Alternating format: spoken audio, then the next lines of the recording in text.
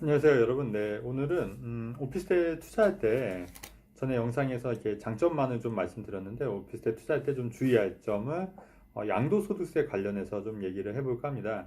우선은 여러분 잘 아시다시피 오피스텔은 이제 건축법상은 이제 주택이 아니에요. 그래서 이제 오피스텔은 청약이나 이럴 때는 오피스텔을 산다 하더라도 무주택으로 유지가 돼서 청약 1순위 자격이 됩니다. 무주택 청약이 가능해요.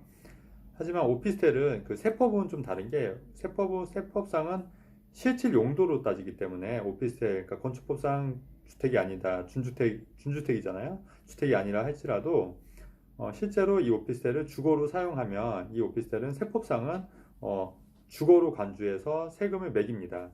그럼 어떤 문제가 발생하게 되면 오피스텔을 주거로 사용하게 되면 이게 주택수의 카운트가 되는 거예요. 그래서 아무리 작은 오피스텔이라고 하더라도 주택수에서 카운트가 되기 때문에 이제 그 가장 중요한 게 요즘 그 조정지역 같은 경우 양도세 중과가 부과되는 거잖아요.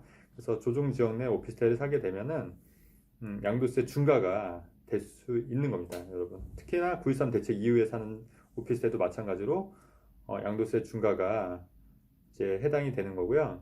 자, 근데 이제 어떤 또 문제가 있냐면 또 이런 경우가 있어요. 여러분 그 왜 오피스텔은 또 주택임대사업자 등록해서 많이 이제 주택임대사업자 등록을 많이 하잖아요.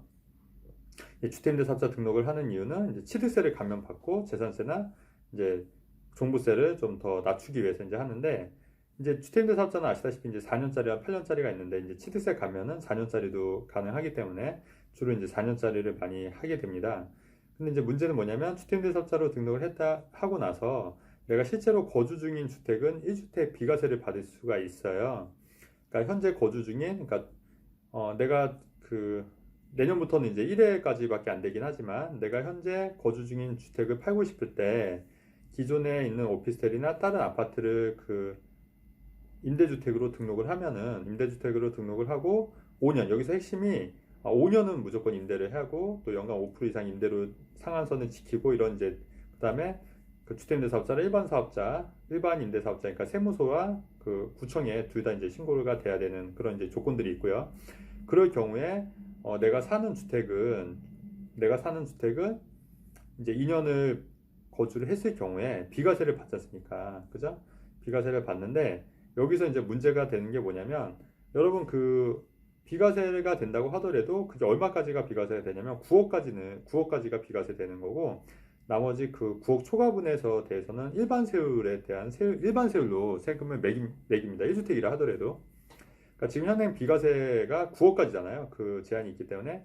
그렇다고 하면은 그래서 이제 주택임대사업자 이제 오피스텔을 주택임대사업자 등록을 했어도 내가 9억까지는 비과세 받을 현재 거주 중인 주택을 매도했을 때 9억까지는 비과세 받을 수 있는 게 맞는데 오피스텔을 주택임대사업자로 등록을 하면은 이거는 이제 주택이잖아요. 주택이기 때문에 9억 초과분에 대해서는 9억 초과분에 대해서는 조정지역 내에 있는 오피스텔을 사게 되면 9억 초과분에 대해서는 양도세 중과를 맞을 수 있는 거예요.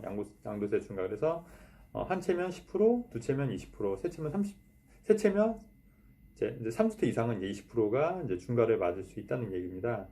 그래서 이런 경우는 굉장히 주의하셔야 돼요. 그래서 여러분 그 핵심은 뭐냐면 만약에 내가 오피스에 투자를 하겠다고 하면 이런 세금관계, 특히 양도세 부분 따져보셔야 되는데 우선 자기가 일단 요걸 먼저 따지셔야 돼요. 오피스를 먼저 사게 되면 내가 현재 거주 중인 주택을 팔 예정인지, 만약에 팔 예정이면 오피스텔을 할 때 이거를 주택임대사업자 등록하면은 일시적 1가구 2주택 비과세는 받을 수 있지만 또 9억 초과분에 대해서는 또 양도세 중과가 될 수 있거든요. 그래서 그런 부분을 좀 따져야 되고 아니면 그 오피스텔을 주택임대사업자가 아닌 일반 사업자로 하면 오피스텔을 그냥 전입신고 안 하고 일반 사업자로 하게 되면 사무용으로 용도로 쓰게 되면은 주택이 아니기 때문에 이것도 주택수에서 카운트가 안 되거든요. 이제 그렇게 하실 건지 주택임대사업자를 했을 경우에 내가 사는 주택을 먼저 팔지 말고 제일 마지막에 팔면 또 9억 비과세는 되고 양도세 중과도 안 돼요. 그래서 만약에 주택임대사업자 등록한 오피스텔이 있다고 하면은 이 오피스텔을 먼저 팔면 되는 거거든요. 내가 사는 주택 말고. 그리고 내가 만약에 주택임대사업자로 해서 9억까지 그 기존에 있는 오피스텔을 주택임대사업자로 등록했을 경우에 내가 사는 집을 2년을 거주했을 때 9억까지 비과세 받기 때문에 내가 사는 집이 과연 9억까지 올라줄지 이것도 좀 따져 보셔야 돼요. 그래서 만약 9억까지 올라가게 되면 9억 초과분에 대해서는 양도세 중과가 될 수도 있기 때문에 그런 부분도 따져보셔야 되고, 그럴 경우 어떻게 하면 된다? 오피스텔을 먼저 파시면 됩니다. 양도세 측면에서는.